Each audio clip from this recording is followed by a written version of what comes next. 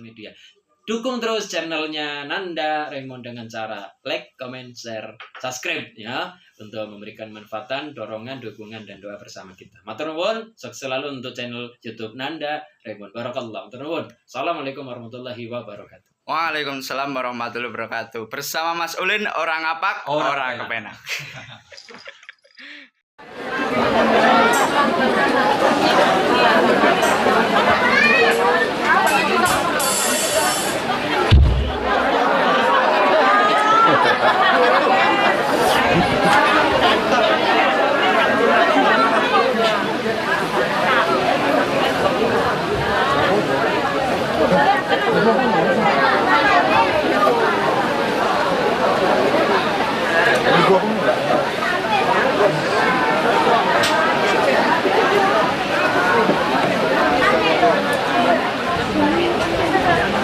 Halo dia Bu.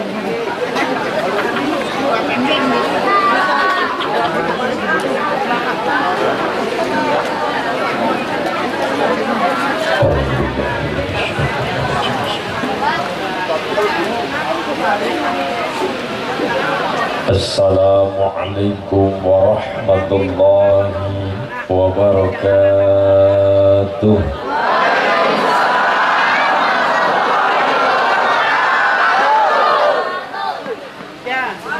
Daun pepaya dimakan hiu, grogol utara, I love you. Allahumma bismillah, alhamdulillah, alhamdulillahi rabbil alamin. Assalatu wassalamu ala asrafil anbiya'i wal mursalin sayyidil ghri muhajjalil tahirin gambin fi'adhin qalilatin ghalabat fi'atan gafaratan biiznillah wallahu ma'as sabirin. Subhanaka la ilma lana illa ma 'allamtana innaka antal alimul hakim. Wa qad ja'akum rasulun min anfusikum azizun 'alaihi ma 'anittum harisun 'alaikum bil mu'minina raufur rahim. Hasbi Allahu la ilaha illahu alaihi tawakkaltu wa huwa rabbul arshil azim. Inna Allaha wa malaikatahu yusalluna 'alan nabi ya ayyuhalladzina amanu sallu alaihi wasallimu taslima. Wa qala aidan man taraka waladuhu jahil kullu dhanbun amilahu alaihi amma ba'd. Hadratul muhtaramun wal mukarramun, para alim, ulama, para kiai, alladzina hum warasatul anbiya, yang saya ta'zimi, yang saya muliakan dan insyaallah dimuliakan oleh Allah Subhanahu wa taala. Karib kita, kebanggaan kita, Syekh Rajif Pandi, yang sama-sama kita hormati, yang sama-sama kita muliakan, insyaallah barokah Quran kita juga keluberan mulia dunia akhirat Allahumma. Yang saya hormati, yang saya ta'zimi, Romo Kiai Haji Muhammad Siddiq Azhari, yang saya hormati, yang saya ta'zimi, yang terhormat Romo Kiai Haji Ahmad Jamil LC, dan yang saya hormati Ketua DKM Masjid At-Taubah Jalan Kemandoran Kampung Luis, Grogol Utara, Kebayoran Lama, yang saya hormati Ustadz Haji Ahmad Mursyidi MA, yang saya banggakan seluruh ketua panitia dan jajarannya, serta masyarakat Grogol Utara dan seluruh masyarakat Kebayoran Lama umumnya, ma'asyiral muslimin muslimat, hadirin hadirat, mustami'in mustami'at, rahimakumullah. Allahumma. Marilah kita panjatkan puji syukur kehadirat Allah Subhanahu wa taala yang qaulina alhamdulillahi rabbil alamin. Salawat salam tercurah kepada baginda Kanjeng Rasul Muhammad sallallahu alaihi wasallam yang kita nantikan syafaat pertolongan dunia akhirat yaumil kiamah kelak. Amin. Allahumma sallallahu ala Muhammad sallallahu alaihi wasallam sallallahu ala Muhammad sallallahu alaihi wasallam. Sallallahu ala Muhammad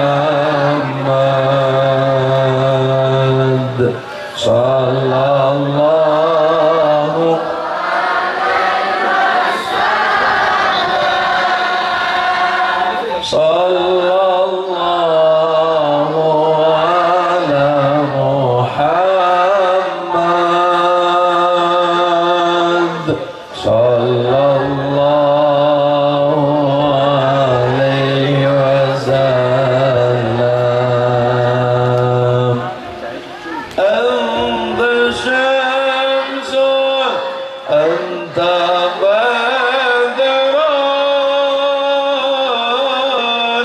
anta nurun fawqa nurik.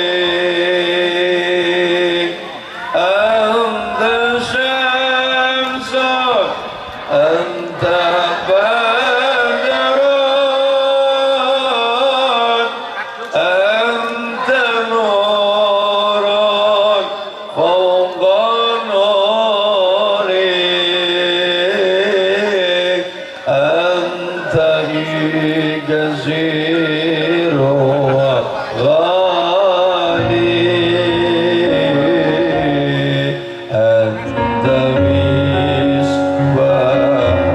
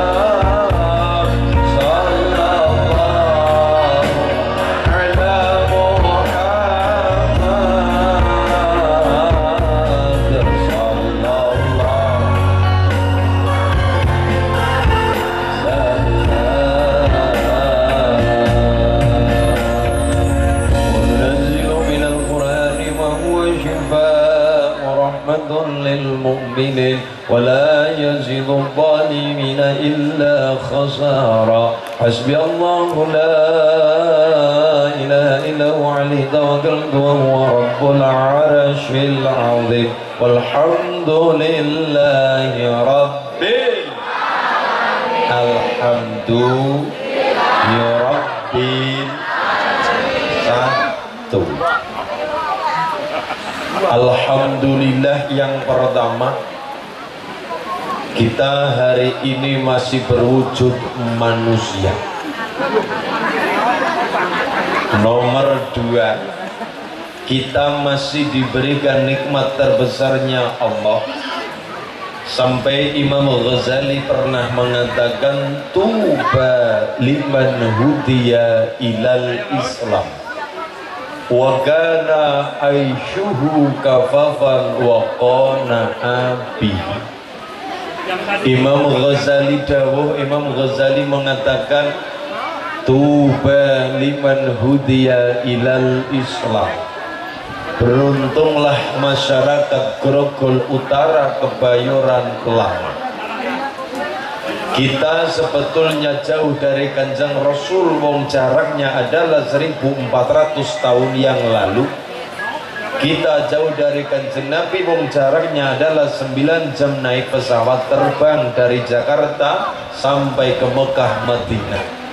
Tapi sangat-sangat bersyukur kita yang bukan siapa-siapanya Nabi, kita yang jauh fisiknya dari Nabi, kita yang jauh badan kita dari Nabi, tapi hari ini Allah memperkenankan kita untuk menjadi umat baginda Rasulullah Muhammad sallallahu alaihi wasallam.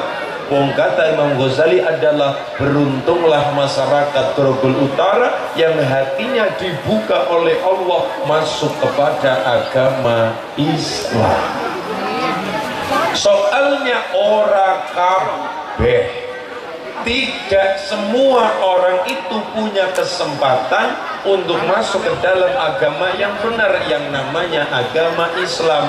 Jangankan kita yang jauh dari Kanjeng Rasul, bahkan ada orang yang punya kesempatan memandang wajah Nabi, ada orang yang punya kesempatan pernah melihat langsung wajah Nabi, ada orang yang punya kesempatan pernah melihat kelahirannya Nabi, bahkan menjadi darah daging Nabi, bahkan menjadi anak turun Nabi, bahkan menjadi istri Nabi, bahkan menjadi paman Nabi, darah daging Nabi. Tapi Allah tidak mendodok hatinya, Allah tidak membuka hatinya untuk mengikuti ajaran Nabi-Nabinya Allah. Siapa di antaranya orang yang merasa rugi banget dunia akhirat? Yang pertama adalah anak Nabi. Siapa? Ada anak Nabi yang namanya Kan'an bin Nuh alaihi salam, seorang darah daging Nabi, seorang anak Nabi,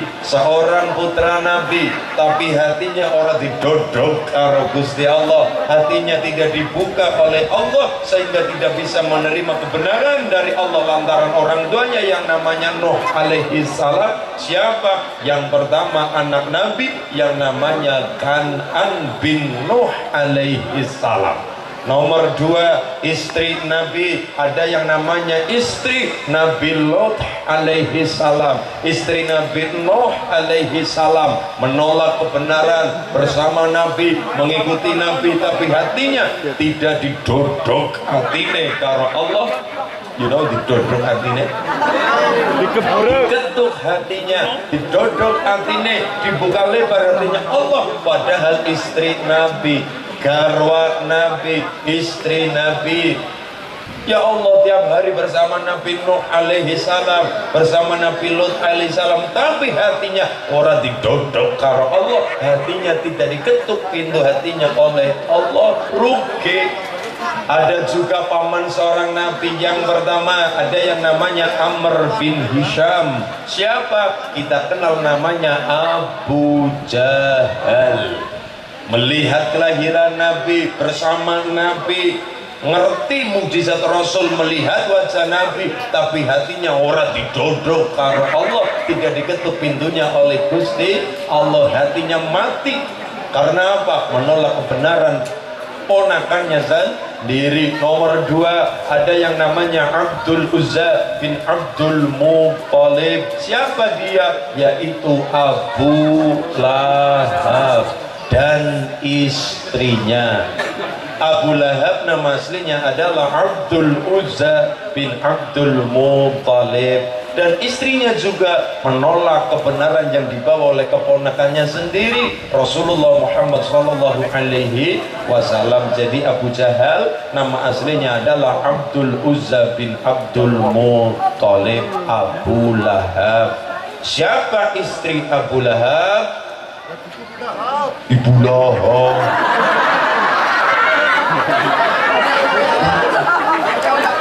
Ya sama saja seperti ini, saya di SMA pernah tanya sama adik-adik, siapa istri Nabi Ismail alaihissalam dengan tugas? Siapa istri Nabi Ismail? Bomael.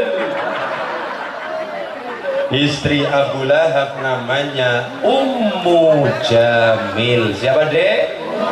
Ummu Jamil, istri Nabi Sinten Abu Lahab. Abu Lahab dan istrinya Ummu Jamil.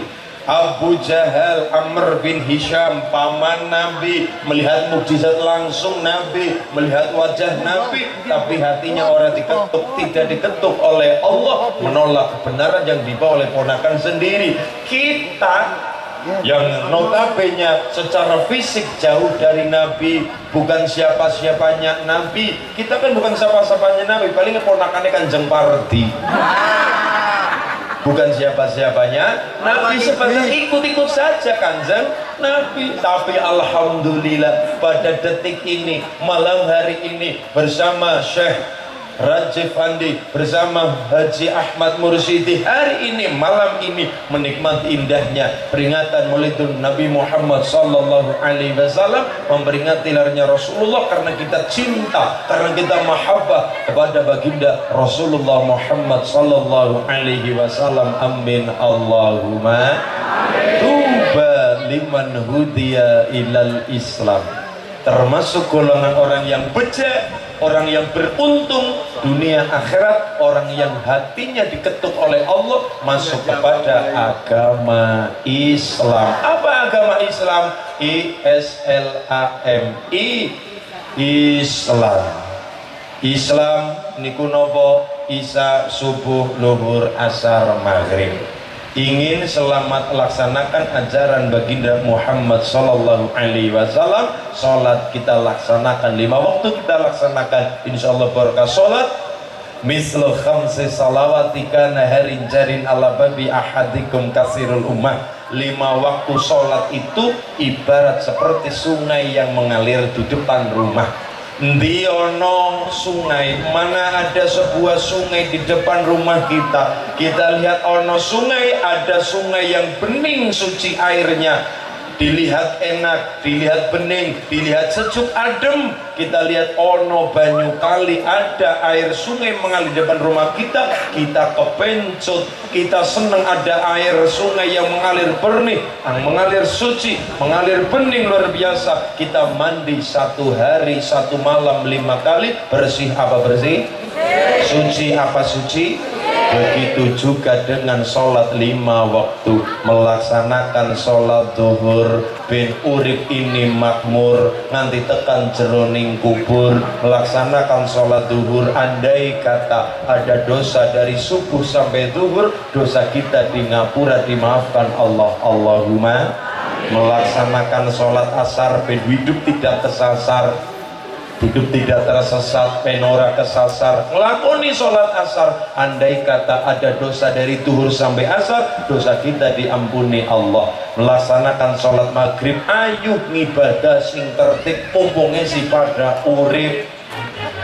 Melaksanakan sholat maghrib, umpomo andai kata ada dosa dari asar sampai maghrib, dosa kita di ngapura, dimaafkan Allah. Melaksanakan sholat isya, ben hidup itu terasa mudah kepenak. Melaksanakan isya antara maghrib sampai isya ada dosa, insya Allah dimaafkan oleh Allah. Terus dilaksanakan setiap hari 1 malam, sehari 1 malam, insya Allah ada dosa kita sekecil apapun dimaafkan oleh Allah. Amin Allahumma. Yang pertama, alhamdulillah kita yang notabene bukan siapa-siapanya Nabi, ponakan juga bukan, cucu juga bukan, besan juga bukan, siapa-siapa kita semuanya. Tapi alhamdulillah pada malam ini kita syukuri nikmat terbesar kita adalah nikmat iman Islam. Bahkan la yakhruju minad dunya illa bil iman. Janganlah kita mati meninggalkan Grogol Utara kecuali mati kita meninggalkan hidup kita dari dunia adalah mati yang membawa iman Islam, bakal husnul khatimah. Amin Allahumma. Nomor 2, barokah kita maulidun Nabi Muhammad, memperingati lahirnya Nabi adalah kita ngaji tentang dawuh-dawuh baginda Rasulullah Muhammad sallallahu alaihi wasallam. Pastinya kita kepengin mulia, ya apa ya? Betul apa betul? Benar apa benar? Mulia jangan cuma di Grogol Utara saja, mulia dunia, mulia akhirat. Syaratnya 4 perkara yang membuat masyarakat Kebayoran Lama itu mulia dunia dan akhirat.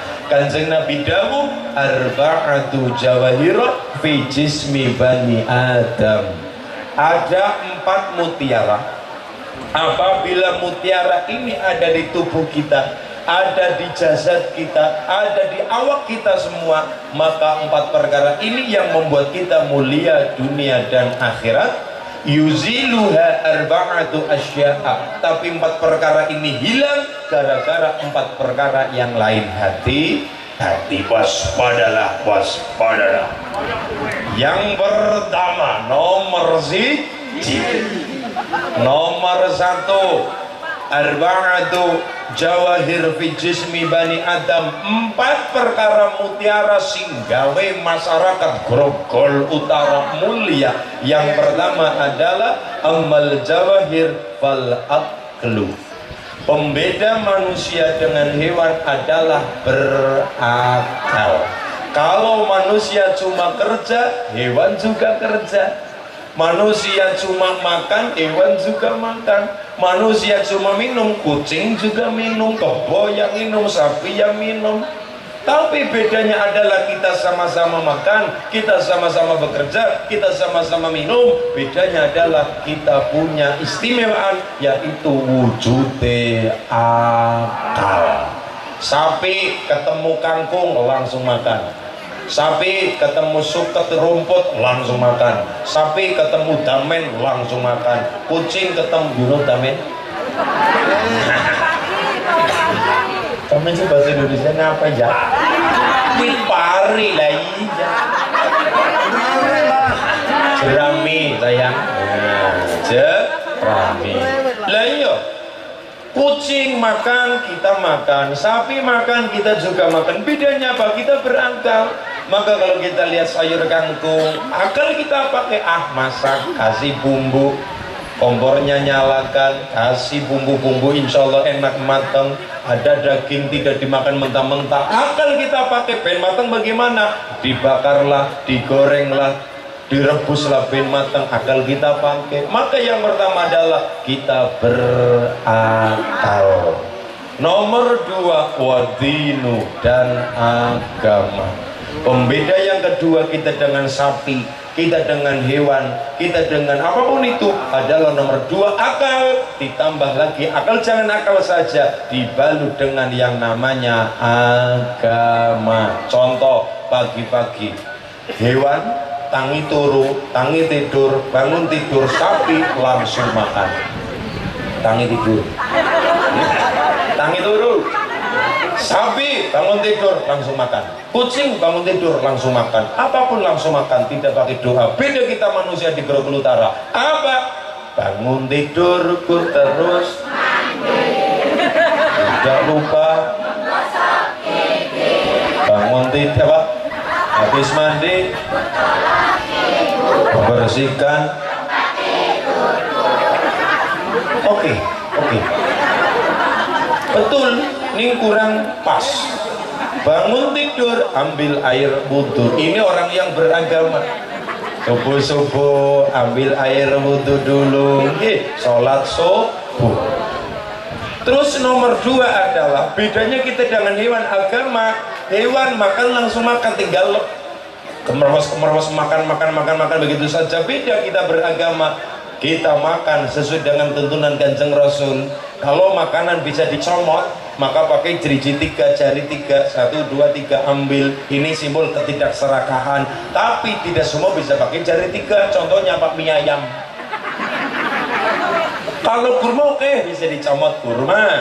Buah-buahan comot buah-buahan. Sesuatu yang kering bisa dicomot oke. Sunnah Nabi pakai jari 3. Tapi kan tidak semua bisa pakai jari 3. Contoh bubur ayam, maka pakai sendok tangan kanan. Minum sesuai dengan tuntunan Rasulullah adalah duduk. Contoh. Duduk, pakai tangan kanan. Sebelum minum apa doanya? Bismillahirrahmanirrahim. Syukur Allahumma barik bima rozak wa qina azab. Minum.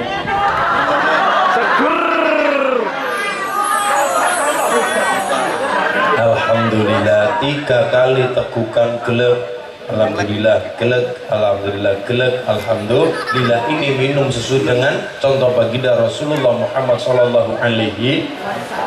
Oke. Begini. Kucing minum tinggal minum. Hewan minum tinggal minum, tidak pakai doa-doa. Bedanya kita hewan, bedanya dengan sapi, kebo, kucing adalah kita beragama. Sebelum minum yang mengucap doa Bismillahirrahmanirrahim. Syukur tadi Allahumma barik. Yang kita tanyakan adalah, Mas, iya, kenapa kalau kita makan, kita minum kok doanya adalah Allahumma barik lana? Kenapa bukan Allahumma barik li?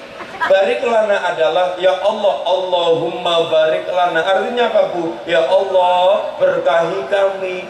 Ya Allah, berkahilah kami. Sedangkan saya minum ini minuman saya dari panitia, dari masyarakat Grogol Utara, dikasih minum kopi. Cuma ini bening. Ini rasanya rasa kopi.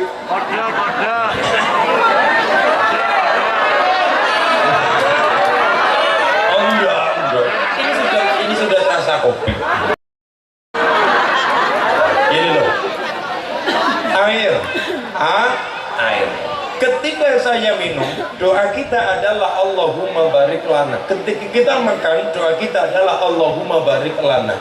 Saya dikasih oleh panitia sudah lengkap. Ada yang minuman ini, ada minuman ini, ada makanan ini. Sudah lengkap.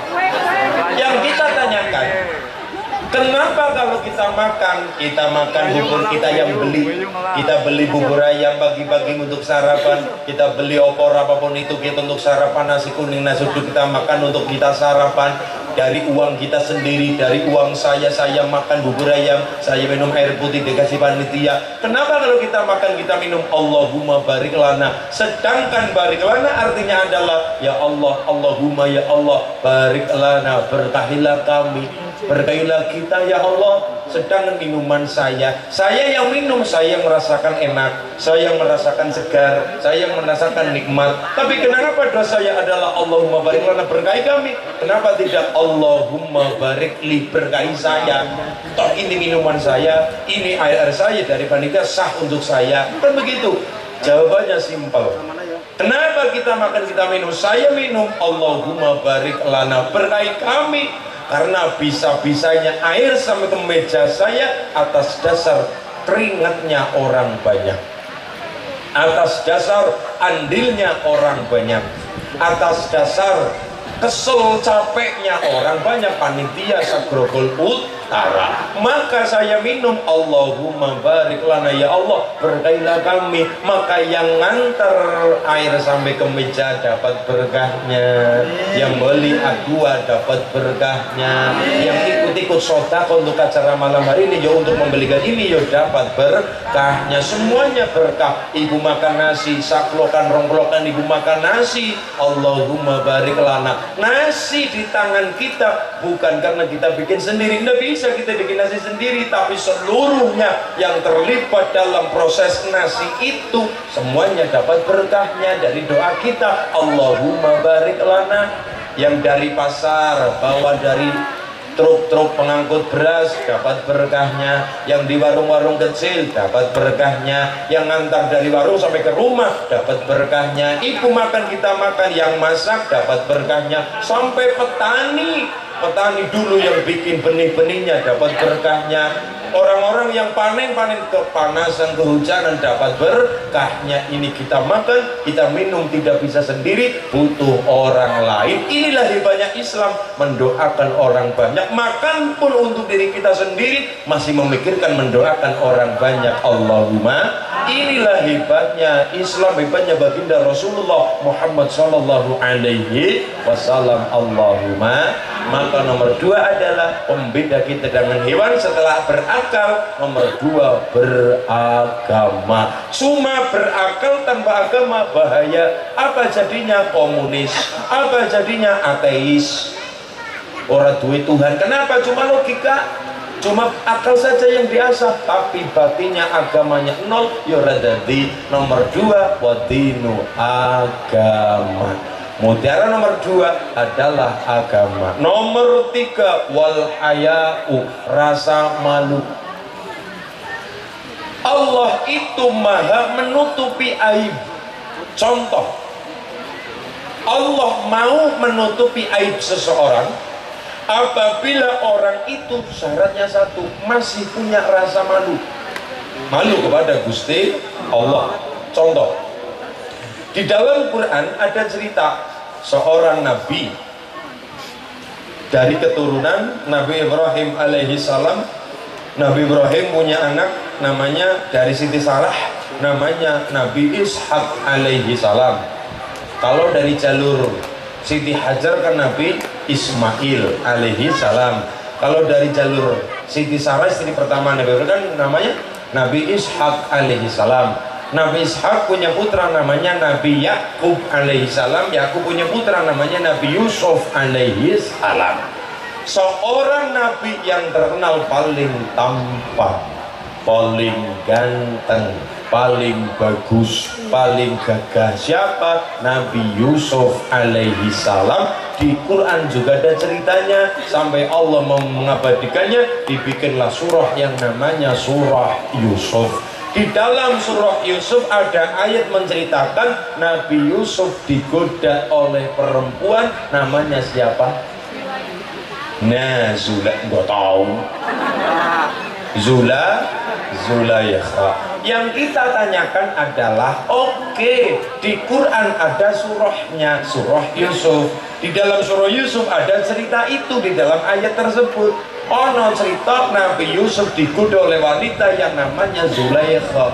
Sedangkan Bu, Zulaikha di ayat manapun tidak ada kalimat Zulaikha, tidak diperjelas oleh Allah nama wanita yang menggoda Nabi Yusuf. Tapi ceritanya ada, cuma Allah tidak memberikan secara jelas nama wanita yang goda Nabi Yusuf. Yang kita katakan namanya Zulaikha. Itu tafsiran ulama. Allah tidak menyebut nama Zulaikha. Kenapa? Jawabannya sederhana, Allah masih menutupi aibnya Zulaikha karena Zulaikha masih punya rasa malu. Soalnya apa? Sebelum menggoda Nabi Yusuf, Zulaikha masih menyempatkan waktunya untuk menutup tirai.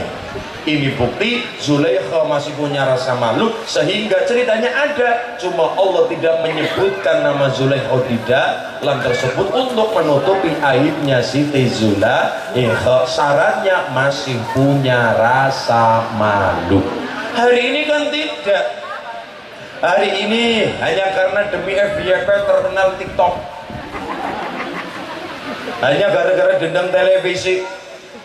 Allah itu maha pemberi maaf. Sopo wae, siapa saja, sapa bae, sapa bae. Orang-orang yang masih mau meminta maaf sama Allah, bertobat atas nama Allah, maka Allah mengampuni dosa-dosa kita. Bisa jadi dosa kita segede kapal, bisa jadi dosa kita, kesalahan kita sebesar kapal, tapi yakinlah maghfirahnya Allah, ampunannya Allah luas lebih meluasnya lautan. Allahumma Tapi ada golongan orang yang sangat rugi. Siapa? Orang yang tidak akan pernah dan sulit mendapatkan ampunannya Allah. Bukan karena Allah sendiri, tapi kesalahannya mereka. Yang pertama al-mujahirin. Siapa mujahirin? Dia adalah orang-orang yang melakukan dosa dengan terang-terangan sehingga hilang rasa malu. Nomor dua adalah orang-orang yang telah ditutupi aibnya oleh Allah, tapi mereka sendiri yang membuka aibnya sendiri-sendiri. Apa ada? Banyak. Sekarang zaman TikTok, sekarang zaman hanya kepengen FYP, hanya kepengen terkenal, hanya kepengen kondang, hanya kepengen terkenal, kemudian menurunkan harkat martabat seorang wanita yang harusnya mulia hanya sebatas kepengen terkenal, joget-joget di hadapan HP, joget-joget kayak belut kepanasan. Ya Allah, sing kudune wanita dijaga auratnya tapi diumbar hanya karena kepengen terkenal. Hati-hati, amal ada amal jariah, tapi dosa juga ada dosa jariah. Maka ngendikane Gus Baha, kata Gus Baha adalah orang yang paling rugi adalah orang yang mati tapi dosanya tetap nyusul. Saya ulangi, orang yang paling rugi adalah orang yang telah mati tapi dosanya masih hidup. Dan orang yang baik adalah orang yang mati, dosanya ikut mati tapi kebaikannya selalu mengalir. Ini namanya amal jariah. Tapi jangan lupa, dosa juga ada dosa jariah. Contohnya ya tadi, hanya kepengen terkenal HP. Halo guys, begitu sulit.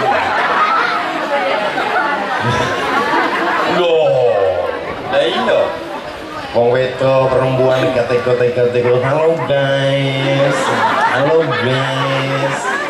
hanya kepengen terkenal, hanya kepengen kondang, hanya kepengen FYP di dalam TikTok, di dalam dunia maya. Seorang wanita yang harusnya mulia tapi menurunkan harkat martabat harga dirinya sendiri, hanya kepengen mengejar materi dunia. Hati-hati, selama di HP masih ada foto, masih ada unggahan TikTok, masih ada di dalam Instagram ngumbar auratnya, senajan orangnya sholat tetap oleh kiriman dosa. Orangnya tidur masih mendapatkan kiriman dosa. Orangnya sedekah tapi masih mengalir dosa-dosanya. Bahkan orangnya mati tetap mengalir dosanya. Kenapa? Tinggalan buruk masih ada di HP dan mengumbar auratnya dan mengundang syahwat laki-laki yang melihatnya. Ini namanya dosa jariah. Na'udzubillahi min. Dan seperti itu. Maka insya Allah ketika kita punya rasa malu, yang pertama adalah al-mujahirin, orang yang melakukan dosa dengan bangga, orang yang melakukan dosa dengan terang-terangan sehingga tidak punya rasa malu, itu yang tidak akan mendapatkan ampunan Allah. Nomor dua adalah orang yang sudah ditutupi aibnya oleh Allah yang lampau tapi malah dibuka kembali. Contohnya apa? Ada tadi TikTok. Nomor 2 TV, kopi. Insyaallah, tabarakallah. Semua kopi sudah saya cicipi, kopi Arabica, kopi Torabika, kopi Lampung, kopi Bali. Tapi Ustaz, ada satu yang belum pernah saya cicipi, kopi bikinan istri.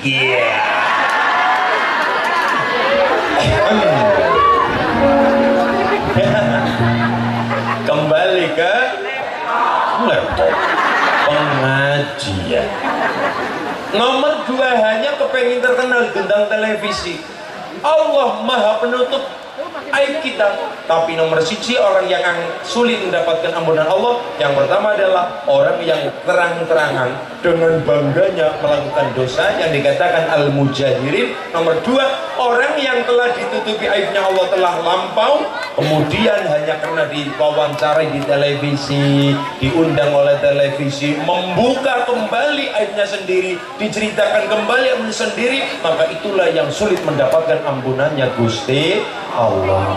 Nomor 3, syarat kita diampuni oleh Allah dosa-dosa kita insya Allah adalah kita masih punya rasa malu, wal haya'u dan rasa malu. Nomor 4 wal amalu sholeh, amal soleh, kebaikan kita menolong orang, rusak pandang bulu apa agamanya, apa kepercayaannya, apa suku bangsanya, apa suku, apa budaya Indonesia. Tentang sosial kita tidak boleh pilih apalagi sesama umat Islam. Menolong kebaikan hukumnya wajib. Allahumma shallu ala Nabi Muhammad sallallahu wasallam ala Nabi Sayyidina Muhammad wa alihi wa sahbihi ajma'ina.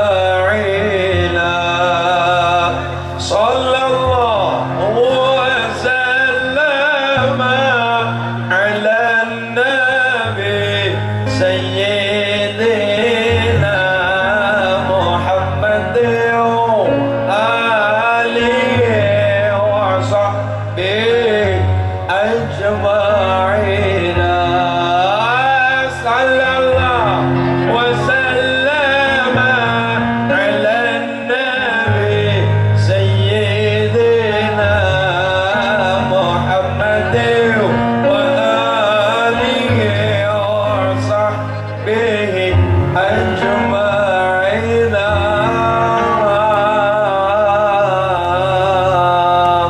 Allahumma shalli ala Muhammad. Ya Taibah, ya Taibah, ya dawal ayana ishgarik wal hawa nadana wal hawa nadana wal hawa nadana. Ya Taibah, ya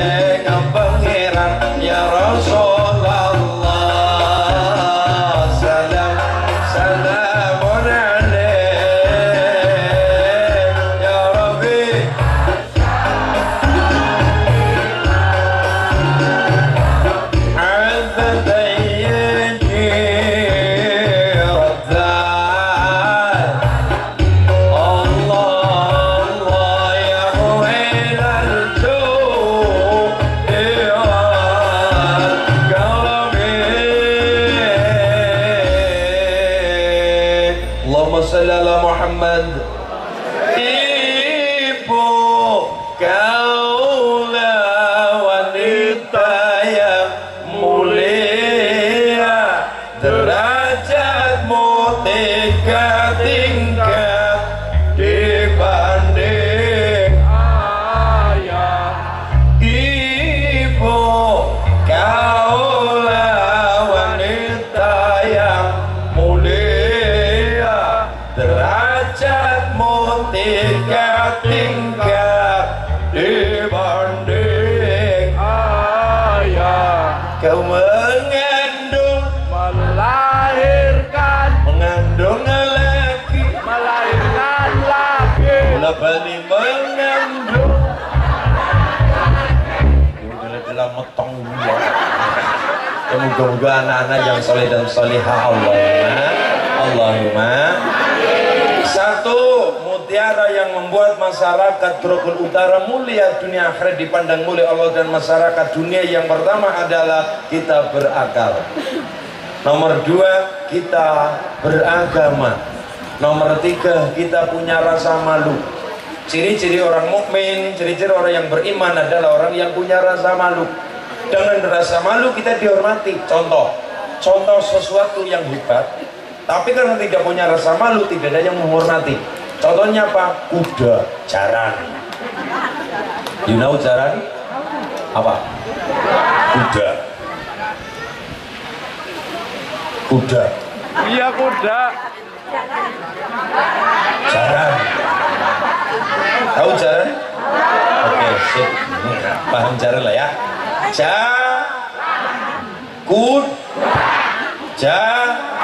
Yang namanya jaran kuda itu simbol kegagahan. Gagah. Contohnya apa? Pangeran Diponegoro naik kuda. Keluarga besar Nabi itu ya dilatih untuk berkuda. Sampai cucu Nabi hebat pinter kuda yang namanya Sayyidina Husain. Sampai Sayyidina Husain terbunuh pun dengan kudanya ketika di Karbala. Sayyidina Husain pinter berkuda, Pangeran Diponegoro pinter berkuda, simbol gagah.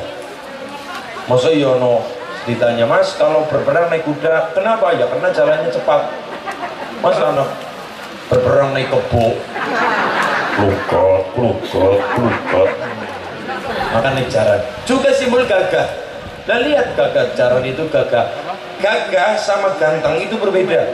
Kalau gagah jaran, kalau ganteng ya. Soalnya ada orang ganteng tapi tidak gagah. Ada loh. Beda mas, beda bu. Ganteng sama gagah itu berbeda. Kalau gagah itu ada pada mentalnya, mental gagah. Tapi kalau ganteng ada di wajah, muka. Dan ada orang ganteng tapi tidak gagah. Contohnya apa? Laki-laki tulang presto. Kasih. Ada sosok orang ganteng, orangnya ganteng perawatan, tapi ternyata ya tulang lunak. Iya, makanya dikatakan laki-laki tulang presto karena tulang lunak. Ganteng. Tapi hari ini nggak usah yang ganteng-ganteng, gue ngapa? Ganteng tuh biasanya ngelarani hati. Betul. Iya, saat menyakiti hati nomor. Tapi yang penting gagah. Gagah di hadapan ibu, gagah. Bu, insya Allah ini gagah. Walaupun secara wajah tidak meyakinkan, tapi yang penting gagah. Bu, saya akan insya Allah membanggakan ibu. Gagah, yang penting pede. Percaya diri di hadapan calon mertua. Pak, saya suka anak bapak. Gagah dulu. Perkara ganteng pikir nanti lah. Yang penting gagah. Iya. Ada orang ganteng tapi tidak gagah. Kenapa? Cuma berharap tapi tidak ada gerakannya. Nanti ada kalimat, mencintaimu memang Allah nyata, tapi memilikimu hanyalah kata-kata. Itu bukti orang ganteng tapi tidak gagah. Iya kan, yang penting kuat, yang penting tekadnya bulat. Ini seperti itu. Mungkin jaran simbol gagah. Pakai kacamata gagah, pakai kacamata, pakai sabuk, pakai sepatu, tapi tidak pakai celana. Maka karena Anda pakai celana kemudian tidak punya rasa malu? Lah ya kudol konde. Segalan-galan kudol konde. Tidak punya rasa malu sehingga di masyarakat Grogol melihat seorang sosok jaran gagah seperti apapun tidak dihormati. Kenapa? Ya tidak punya rasa malu karena tidak punya agama yang namanya kuda. Maka kalau kita sama dengan jaran, mung modal tampan, mung modal gagah tapi tidak punya rasa malu, yo apa bedane karo jaran? Karena jaran tidak punya malu karena tidak beragama dengan baik. Maka orang yang agamanya baik adalah ciri-cirinya adalah punya rasa malu. Nomor 3 rasa malu. Nomor 4 adalah amal soleh, kebaikan kita, saling menolong kita, guyub rukun membuat acara malam hari ini. Ya Allah, mendatangkan guru-guru kita, Syekh Rajif Fandi asal sakit dari Aceh, hebat. Kemudian ada kawat gue lebih rengayong gagak temen ya. Lah iyo, ini guyub rukun masyarakat Grogol Utara, Senggut Gembrukut saling membantu dalam kebaikan. Ini kan kebaikan malam hari ini, barokahnya kita seperti ini. Kita jadi ketemu saudara dari Aceh, dari Tangerang, dari Cilacap, jauh-jauh dari Klaten dan sebagainya, ketemu di sini, nyambung tali silaturahim. Allahumma.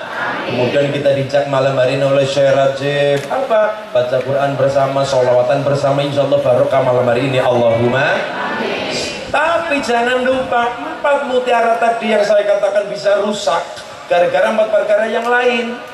Yuziluha arba'atu asya'a, 4 perkara ini hilang gara-gara yang lain, 4 perkara lain. Yang pertama akal bisa hilang, bisa rusak akal sehat kita gara-gara apa? Fal ghadabu yuzilul aqla, hilangnya akal sehat kita, hilangnya kecerdasan kita, hilangnya sekolah tinggi kita, S1, S2, S3, S4, S gosrok, S teler. Kita sekolah di sana-sana hebat, iya, tapi bisa hilang seketika gara-gara apa? Penyakit yang pertama menghilangkan akal, merusak akal sehat adalah ghadab. Apa? Marah-marah. Saya kalau ngambil wayang, Pak, itu di Klaten. Ini keluarga besar Klaten, Pak. Oke. Saya kalau ngambil wayang itu di Wonosari, Klaten. Desanya Desa Butuh, Wonosari, Klaten. Kecamatan Wonosari, desanya Desa Butuh, Kecamatan Wonosari, Kabupaten Klaten. Saya kalau ngambil wayang di situ. Oke, kita ketemu di Grogol Utara, kita ngaji wayang dan masalah. Sampai gue ngundang Kiai Dalang, udah masalah, makanya pakai belangkon, udah pakai helm. Kita belajar sedikit tentang pewayangan, dan kita teringat Sunan Kalijaga. Oke, sedikit kita ambil pewayangan, tapi kita ambil pelajarannya. Orang-orang di dalam pewayangan, contohnya wayang-wayang itu, orang yang sosoknya marah-marah. Contohnya siapa? Prabu Baladewa. Kalau pada dalam film Antv itu ada kartun yang namanya Krishna, ya. Ya, Krishna yang warnanya biru. Nah, Krishna yang warnanya biru, Krishna itu punya kakak namanya Balaram. Betul? Secara ilmu wayang, Krishna punya kakak tadi namanya Balaram. Kalau di dalam Jawa namanya Balarama Boloromo, yaitu Prabu Baladewa. Prabu Baladewa sosoknya tinggi besar, gagah perkasa, warnanya muka merah, pakai mahkota. Berarti apa simbolnya? Seorang yang punya derajat pangkat, seorang yang wibawa, seorang raja, pakai mahkota. Otomatis kecerdasannya ya hebat, ilmunya ya tinggi. Kenapa? Seorang raja, seorang presiden, seorang ratu, seorang raja, Prabu Baladewa. Tapi ternyata Baladewa mudah dibohongi oleh siapa? Gareng. Oleh siapa? Petruk. Oleh siapa? Bagong. Kalau cara Banyumas Bawor. Dengar cara nyong Bawor. Ya gue. Bawor nek cara Banyumas. Kalau cara Wetan itu Bagong. Lah iya. Baladewa sosok gagah, sosok yang luar biasa. Oh, karena raja pakai mahkota, berarti ilmunya ya tinggi, pangkatnya juga tinggi, derajatnya juga tinggi, wibawa. Tapi karena apa? Penyakitnya cuma satu. Beliau suka marah-marah. Akhirnya gara-gara marah-marah mudah ditipu oleh orang-orang yang tidak bertanggung jawab, mudah dikompor-kompori, hilang akal sehatnya karena marah-marah. Maka betul fal ghadabu yuzidul aqla. Iya cakat diwatoro, iya cakat ramutito ilah taala. Baladewa itu sosok Baladewa.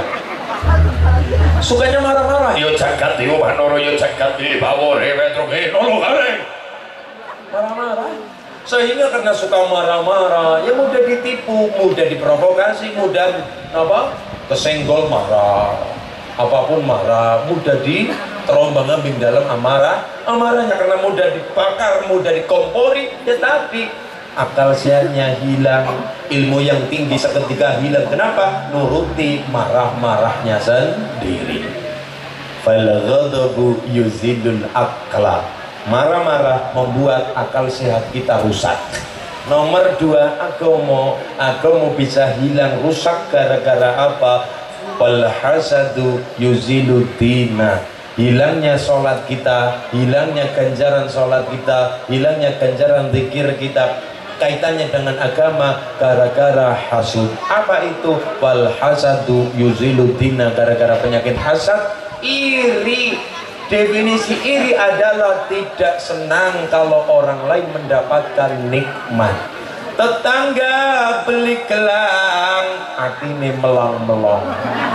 Tetangga beli kalung, atine melung-melung. Tetangga beli motor, bibire jontol.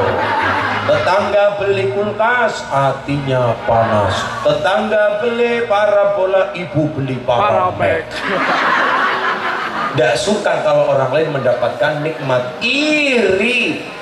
Karena iri timbullah sesuatu yang tidak baik pasti. Apa itu? Menggunakan segala cara untuk menjatuhkan dia. Kenapa? Ya tadi karena gara-gara sifat iri. Iri.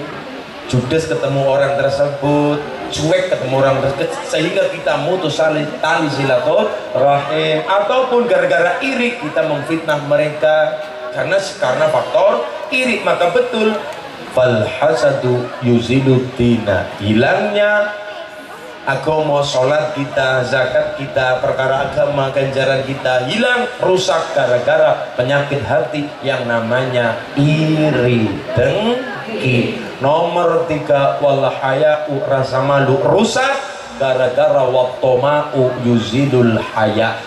Rusaknya rasa malu kita, sifat seorang mukmin punya rasa malu rusak gara-gara tomak. Tomak itu apa? Berharap-harap dikasih oleh orang lain.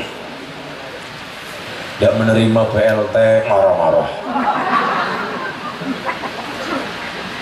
Contoh begini, contoh kecil, kalau di desa-desa, pulau anak desa, biasanya yang terjadi seperti ini.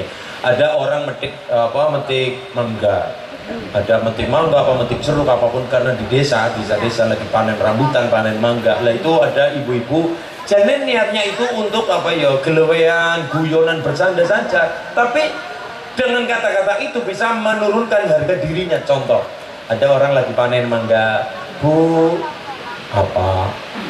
Kok yo panen mangga Bu? Iya panen mangga. Oh yo banyak sekalinya Bu, ya aku dikasih.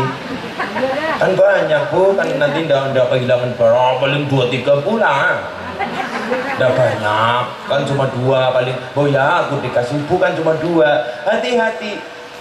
Terlihat bercanda, terlihat guyonan, tapi dengan kata-kata ini orang yang mengatakan seperti itu telah menghilangkan rasa malu sendiri. Tetangga panen mangga, oke. Tetangga panen rambutan, silakan. Kalau kita dikasih oleh tetangga, tampani 2 tangan kita, tapi jangan kita suka punya mental pengemis. Karena apa? Rasa sakit yang paling mendalam ketika Sayyidina Ali adalah ketika kita menaruh harapan kepada manusia. Orang yang terlalu tinggi angan-angannya, maka juga resiko sakit hati juga besar.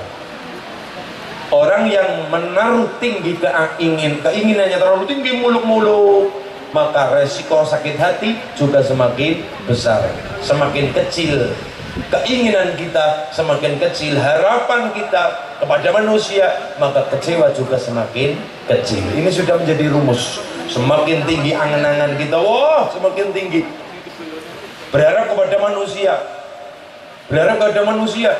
jadi dewan, DPR. Besok coblos aku ya, 500.000. Coblos aku ya, 200.000.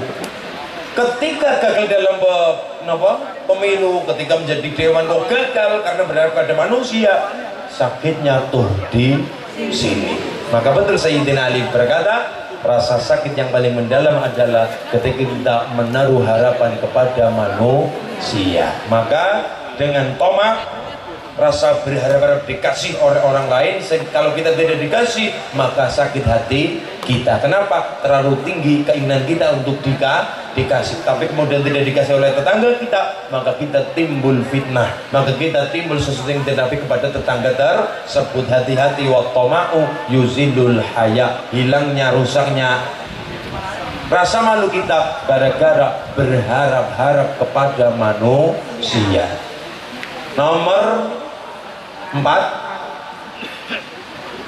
wal ghibatu tuzilul amal soleh, hilangnya amal soleh kita, kebaikan kita gara-gara ghibah. Ghibah itu apa? Ghibah itu ngerasani itu apa? Menggunjing. Menggunjing itu apa? Ngorek-orek kesalahan orang lain dan menceritakan kepada orang lain. Ciri-ciri ngerasani adalah, ciri-ciri menggunjing adalah kata-kata yang kita tampilkan pada mulut kita yang diaturkan kepada si B untuk menceritakan si A. Kalau si A mendengar pasti marah. Ini namanya ngerasani, menggunjing atau ghibah. Di Quran disebutkan wala tajassasu wala yaghtab ba'dukum ba'do. Janganlah kita ngorek-orek kesalahan orang lain koyo iyo bener dhewe, dan jangan menceritakan aib wong liya. Wong Gusti Allah saja Maha penutup aib, masa kita menceritakan aib tetangga saudara kita? Podo wae mangan padange tetangga, memakan bangkai situ lure. Naudzubillahi min. Nabi Isa pernah bertemu iblis. Iblis dipanggil, iblis.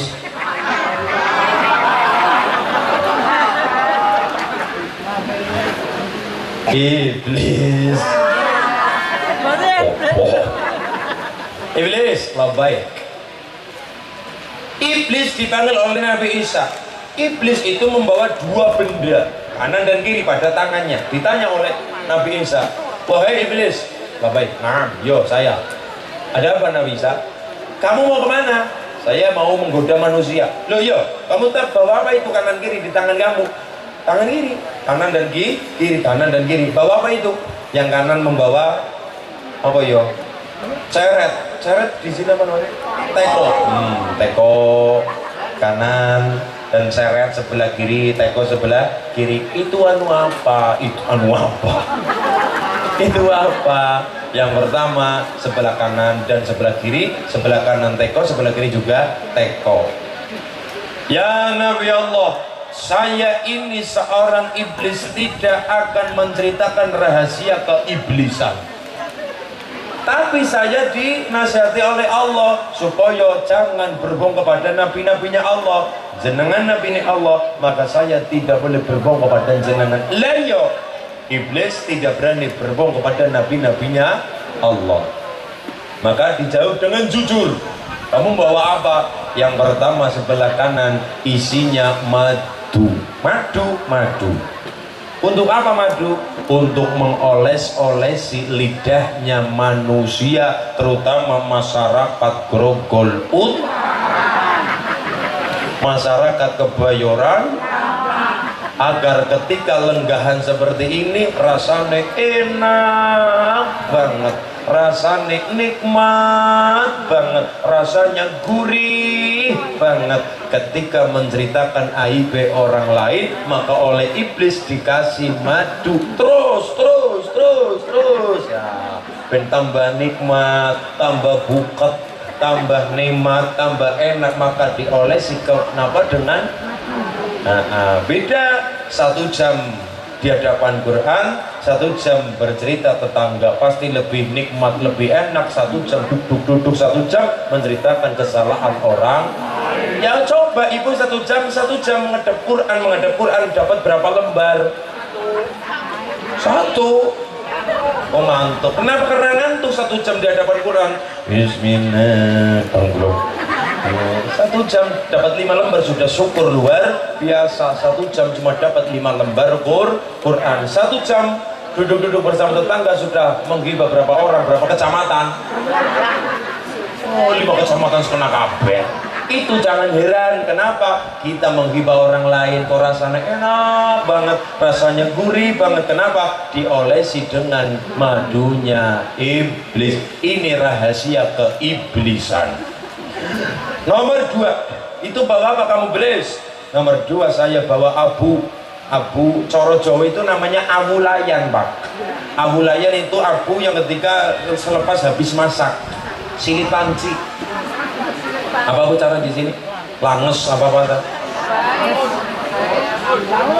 Angus, ya, angus. Itu kan kalau diwacakan hitam banget, ireng banget. Itu namanya angus. Ketika angus itu untuk apa itu? Ini untuk mengolesi wajah-wajah anak yatim piatu agar anak-anak yatim piatu di Grogol Utara mukanya itu peteng, mukanya itu gelap, sehingga orang-orang di Grogol Utara tidak memandang anak yatim, tidak menyantuni anak yatim, sehingga terjadi di Grogol Utara karena tidak suka dengan anak yatim, terjadilah anak yatim terbengkelai, tidak disantuni oleh masyarakat Grogol Utara.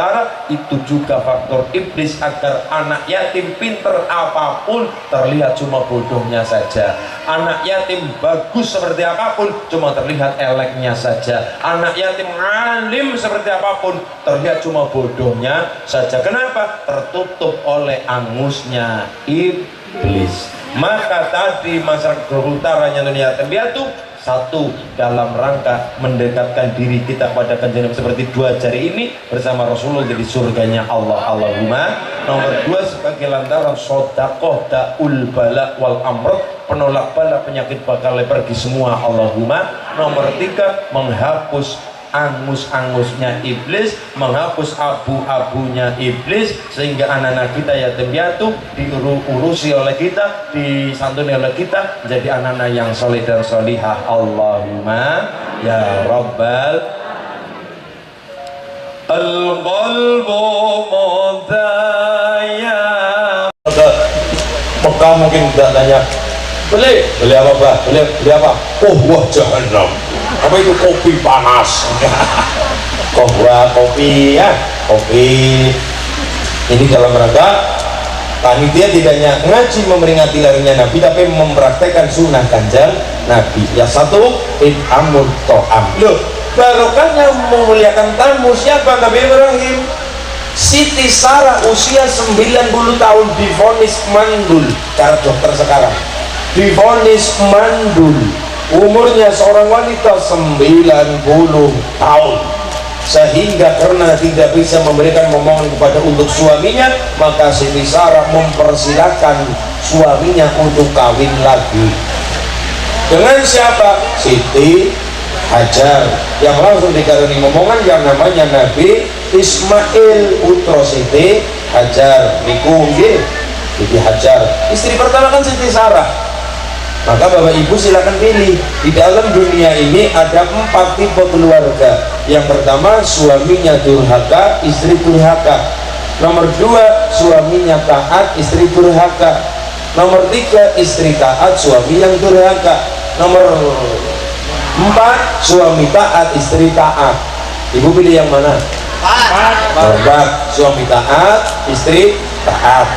Yang pertama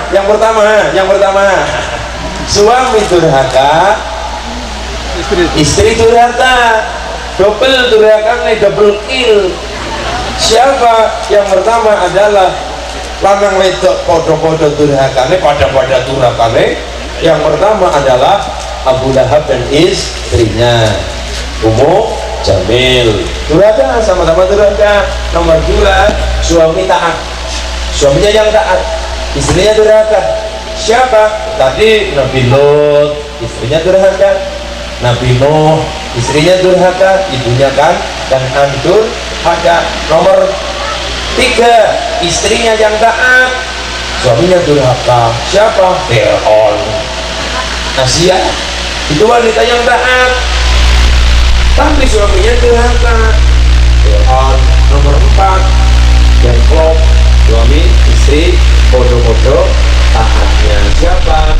Nabi Ibrahim dan istrinya. Ibu pilih yang mana? Berarti keluarganya Nabi Ibrahim. Cocok bu? Cocok bu? Cocok. Keluarganya Nabi Ibrahim, suami taat, istri taat. Tapi Nabi Ibrahim istrinya 2. Cocok pak? Suaminya 2. Pilih yang mana bu? Ala Fir'aun ora apa-apa. Fir'aun ora apa-apa. Yang pertama tadi Nabi Ibrahim, si istri yang pertama si Zara kan diponis nggak bisa punya keturunan. Sudah kita mas, daripada kita menikah tapi tidak punya penghuni, sudah saya ikhlas mas. Ikhlas anak bos balik tapi kalau matur ya memang tidak ada wanita manapun yang ingin dimadu. Dan tidak ada manapun laki-laki yang mampu berbuat adil, sekalipun mampu adil tentang harta tapi tidak mampu adil tentang hati. Betul apa betul? Oh betul bu. Soalnya begini, Nabi Ibrahim kan derajat seorang nabi loh. Khalilur Rahman, Nabi Ibrahim derajat nabi. 2 istri. Siti Sarah yang mempersilahkan mas, monggo mau nikah lagi silakan mas. Sudah mempersilahkan membuka. Kenapa? Ya alasannya tadi tidak bisa memberikan momen itu sudah mas, silakan mau beli sawah lagi silakan. Kan istri kan sawah. Bisa hukum harasul lakum, istrimu adalah ladang bagimu. Kan seperti itu. Silakan mau beli sawah lagi, mau beli nikah lagi silakan. Ibrahim jiwa seorang nabi dan seperti kita. Tidak ada deh, daripada saya salah pilih. Terus mas, carikan saja. Daripada besok nih ngombe bojo pada baik. Bagi aku nih bojoku besok. Mas, mau nikah lagi silakan. Maksudnya deh, daripada saya cari lagi, saya carikan di Shopee apa di mana silakan. Saya udah ya, silakan deh. Nabi Ibrahim, deh silakan bu. Ini saja deh, kalau dia mempersilakan mas nikah lagi, alhamdulillah. Dia berarti setelah sadar. Ya mas, aku sadar. Ya daripada masalah pilih, aduh yang carikan saja lah. Ini jiwa seorang nabi seperti itu, tidak nurutin nafsunya sendiri. Jadi carikan saja, kamu kan seorang wanita, pasti paham betul karakter wanita yang lain. Dia carikan saja. Saya tidak mau cari sendiri, nanti salah pilih. Ya sudah mas, pilih saja, daripada kita cari salah orang, mending pembantu kita sendiri. Saya juga paham dia paham saya paham agamanya dia, saya paham karakter dia. Sudah, jadi ajarlah untuk kalau Nabi Ibrahim. Siti Sarah mempersilahkan. Apakah begitu saja? No.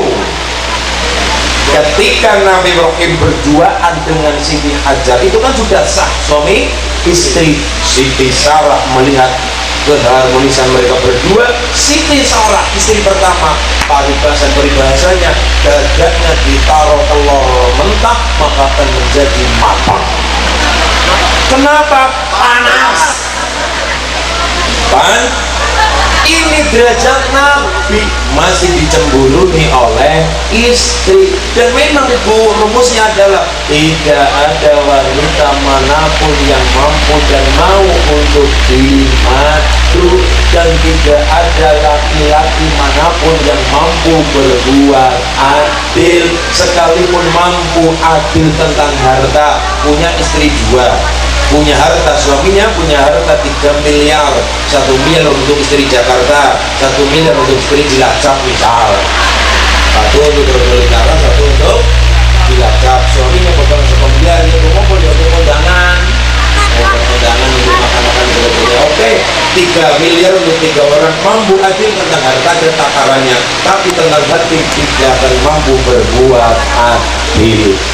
Maka ini Quran juga silakan nikah juga, silakan bangun ibu mau balat kumbingan bisa imasna wa fulasa wa ruba, tapi fa in aitum alla ta'budu fa wahidah, nek orang tidak mampu adil maka satu lebih baik bagimu. Satu juga belum nemu-nemu, tinggal 2, 3, 4. Tentang poligami Islam ada dalilnya, tentang poligami Quran ada dalilnya, tapi itu bukan kalimat perintah, cuma kalimat kabar. Makanya ada kalimat satu lebih baik bagimu. Ya kayak tadi, kalau kita ingkar dengan ayat ini kita kafir, kita mengingkari ayatnya musyrik, Allah kita kafir. Tapi sekali lagi tidak ada wanita manapun yang ingin dimadu, dan tidak ada laki-laki manapun yang mampu berbuat adil. Siti Sarah umur 90 tahun, barokahnya Nabi Ibrahim dan istrinya memuliakan seorang tamu. Jam 1 malam, tengah malam, dini hari, Nabi Ibrahim mendapati sosok tamu. Jam 1 malam ada tamu, dodok-dodok lawang, dodok-dodok lawang, dodok-dodok, assalamualaikum, waalaikumsalam. Dia dari face-nya, dari wajahnya, ini tamu bukan orang sini, ini orang jauh. Maka oleh Nabi Ibrahim supaya duduk, silakan duduk, silakan duduk, tamu masuk, duduk. Nabi Ibrahim bertanya kepada istrinya, boleh bertanya seperti ini, Beb, enggak Beb, Beb, ada apa ayam? Kamu masih punya makanan apa enggak? Buat apa? Ada tamu, Mas, gandum, roti, kacang-kacangan semuanya habis, tidak ada satupun yang tersisa. Kita punya apa di rumah, Dek? Tidak ada apa, Mas. Air pun air itu betul-betul adanya. Makanannya apa makanannya? Tidak ada, Mas. Ibrahim tidak punya makanan, punya satu perkara. Ada di belakang rumah, ada kandang sapi. Diambil anak sapi, disembelih untuk menjadi anak. Dia memang sama sekali tidak ada makanan, yang punya cuma sapi. Anak sapi diambil, sembelih, dihidangkan kepada tamu tersebut. Monggo bila dahar, silakan makan, silakan dinikmati. Tamu ketika melihat makanan menang baik. Diam termenung begitu saja. Cuma dilihat. Monggo silakan dimakan, dijelema kok. Cuma dilihat saja, tidak ada gerakan, cuma dilihat. Akhirnya tamunya berdiri. Loh, silakan dimakan, tamunya berdiri. Nabi Ibrahim tambah bingung. Loh, saya punya salah apa kepada tamu, kok tamunya diam saja? Tamunya yang menang baik, silakan makan. Tamunya yang menang baik, silakan dimakan. Tamunya yang menang baik, tidak ada gerakan apapun. Nabi Ibrahim lama-lama janggal. Diperhatikan dari ujung rambut sampai ujung kaki, ternyata baru ketahuan ini tamu ternyata kakinya tidak nyentuh tanah. Orang nambah lemah. Betapa kakinya Nabi Ibrahim. Mau lari kemana? Mau tengah malam gelap gulita, hanya cuma keringat dingin, bingung sepertinya. Maka ini adalah sosok malaikat yang menjelma menjadi manusia. Wahai Ibrahim, dengarkanlah, ada wahyu dari Allah, barokahnya kamu sekalian memuliakan seorang tamu Ibrahim, kamu dan istrimu akan punya momongan. Nabi Ibrahim dan istrinya Siti Sarah disabda oleh malaikat lantaran firman-Nya Allah, maka akan segera punya momongan. Siti Sarah janggal, tertawa karena tidak percaya, karena sudah lama tidak punya anak, sehingga tidak punya harapan punya anak, sampai mempersilahkan istrinya menikah, suaminya menikah lagi. Siti Sarah tertawa, bahasa Arabnya tertawa adalah ishaq. Pertama kecil bahasa Arabnya adalah ishaq. Kalamu qadimun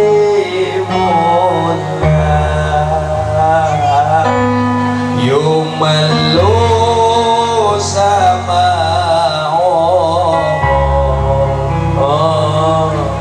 an-nazah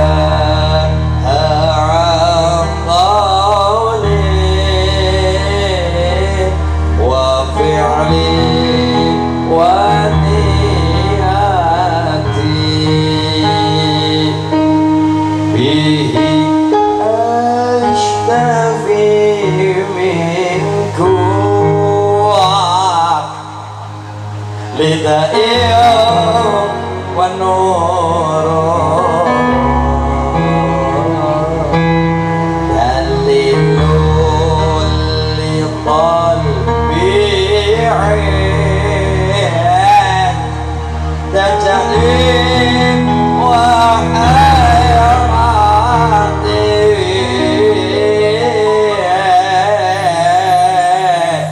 satu tambah satu sama dengan dua gak wani metu mergan corona tuku dawet nang sor wit siraemu metora duwe nandur bawang nandur merica is kadung sayang mung dianggep sayur asam ayam bakar lambene mesem atine am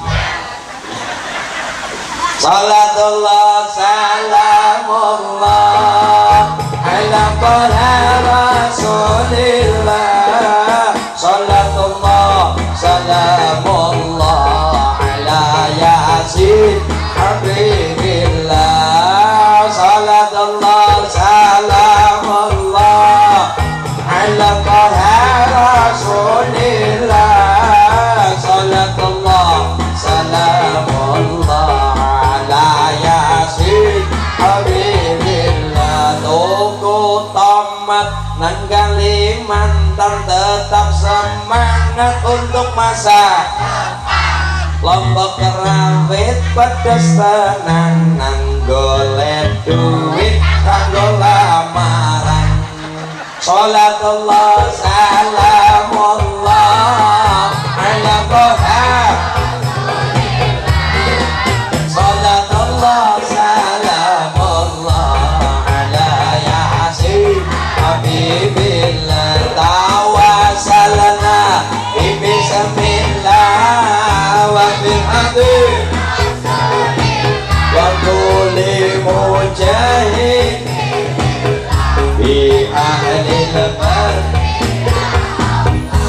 Ishak tertawa kecil setengah tidak percaya atas nama malaikat Allah tidak berbohong, apalagi malaikat perintah Allah tidak mungkin diingkari. Allah dawuh, malaikat menyampaikan, kemudian Siti Sarah tidak lama mengandung seorang anak laki-laki. Ishak tertawa kecil, anak laki-laki lahir tersebut mergani ketika dikabarin tertawa yang namanya Ishak, tertawa kecil bahasanya Ishak, maka anak lahir tersebut diberi nama Ishak. Terkenalnya Nabi Ishak alaihi salam, barokahnya memuliakan seorang tamu. Allahumma.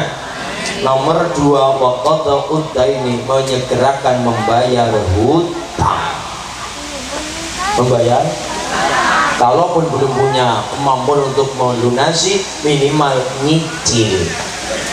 Belum punya untuk menyicil, minimal kabar aja, amblong dendeng aja sampai dilupakan. Nomor 3, watazwijul binti, menyegerakan menikahkan anak perempuan apabila sudah menemukan jodohnya. La yadkhulul jannata ad-dayus, tidak akan masuk surga golongannya ad-dayus. Siapa dayus ya Rasulullah? Ad-dayus yang pertama adalah divonis tidak masuk surga, ad-dayus. Dayus siapa? Yang pertama suami yang tidak menaruh cemburu kepada istrinya apabila si istri melakukan pelanggaran syariat, tidak nutup auratnya kepada orang lain, terlalu humble sehingga mengundang syahwat laki-laki tersebut. Kita kan terbalik kepada suami galak, kepada orang lain mendayu-dayu. Ada tamu orang lain, monggo mas, monggo mas. Mari bojone dewek, kowe combek. Komine celaka demot dadi ager-ager. Njaluk kaya kudu, aku kudu turutan, aku kudu turutan. Combek. Uli gawe angel, bisa aku bergonyong gawe kopi sing mbok dinung kepriye sih? Karo kepada suami, galak kepada orang lain, laki-laki lain yang tidak kenal, pada kenal terlalu humble. Monggo mas, jempol ortuk nak kopi. Monggo. apalagi kalau terima telepon. Pada suami sunnahnya adalah mendayu-dayu, manja pada orang lain yang sifatnya bukan apa? Ya, bukan keluarga ataupun bukan mahramnya, yang tidak halal bagi istrinya, maka ya cuek bebek tidak masalah. Ada telepon dari orang tidak dikenal, laki-laki, istrinya yang menjawab, jangan sampai halo siapa ya, jangan. Kudune harus tegas. Wanita ketika berhadapan dengan laki-laki yang tidak halal maka harus tegas. Siapa ya? Salah kamu ya, Pak Teni. Salah kamu. Itu kita kan terbalik kepada suami kita sendiri, kepada suami galak, kepada orang lain terlalu hamil itu terbalik kepada suami putunya mendayu-dayu, memanja-manjakan, timbul syahwat kepada istri. Kan seperti itulah sunnahnya Kanjeng Nabi, termasuk dalam hal panggilan. Kanjeng Nabi dan istrinya kan dipanggil dengan kata-kata yang indah. Pada Sayyidah Aisyah, ya Humairah, wahai istriku yang pipinya kemerah-merahan. Jadi pipinya Sayyidah Aisyah itu seperti apel Australia, merah-merah gimana gitu. Jadi cara Jawanya ya pipinya cemokot. Jadi mengurus pipi kepengen nyokot, kayak apa? Apel Australia. Silakan ibu kepada suami mengundang yang baik-baik. Papa, Daddy. Sebenarnya aja papi. Papa boleh. Daddy kayak Daddy. Undangnya Pak, ibu kalau di rumah undangnya sama Papa, Mama. Apalagi neng Jakarta oke lah, masuk neng Jakarta masuk. Kalau neng desa-desa, ya Allah, gula serius dikelungu ya. Ma, Papa ngarit dulu ya. Iya, Ma, bikinkan kopi, Ma. Papa mau ngeresiki teletrong. Desa-desa papa mama, ya Allah, ayah bunda, tidak masalah, saat itu dalam rangka untuk keharmonisan dalam rumah tangga. Lihat, soalnya menikah hukumnya sunnah, tapi menciptakan keluarga bahagia hukumnya wajib. Saya ulangi, menikah itu hukumnya sunnah, tapi menciptakan keluarga yang sakinah, mawaddah warahmah, bahagia hukumnya wajib. Lihat, di antara syarat keluarga bahagia adalah suami istri ada hubungan emosional yang minimal, membuat guyonan kecil untuk anak-anak, untuk apa istri, ben tidak kaku regeng, ben tidak terlalu apa ya, tidak kaku, yang ada untuk santai, ada waktu saya untuk keluarga, capek-capean dan sebagainya, guyon-guyonan itu hukumnya wajib dalam rangka membangun keharmonisan dalam rumah tangga. Lah ya ketemu bocah merengut, ketemu anak merengut, gimana membangun keluarga yang harmonis. Allahumma. Nomor berapa? 3. Watazwijul binti. Nomor 4. Watazwijul mayyit, menyegerakan memakamkan jenazah.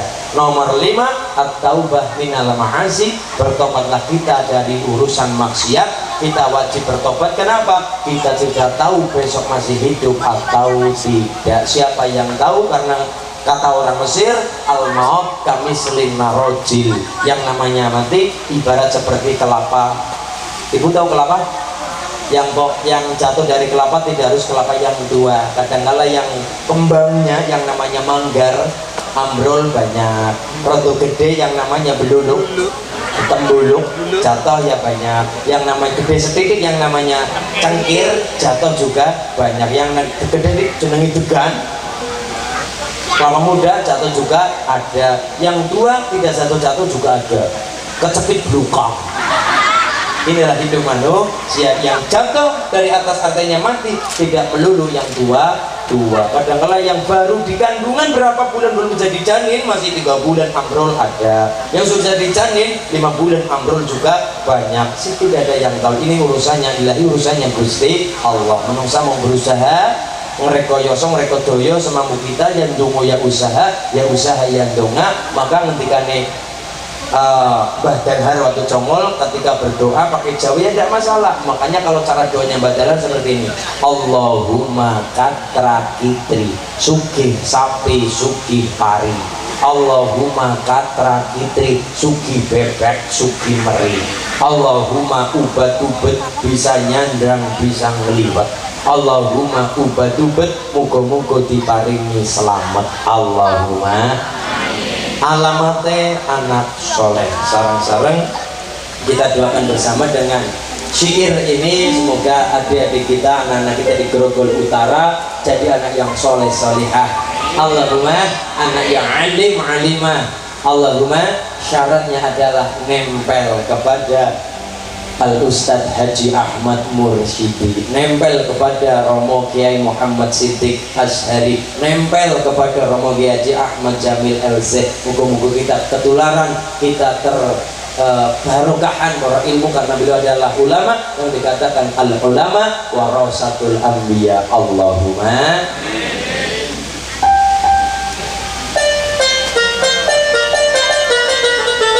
Bah, kayak nanti berpengah oh.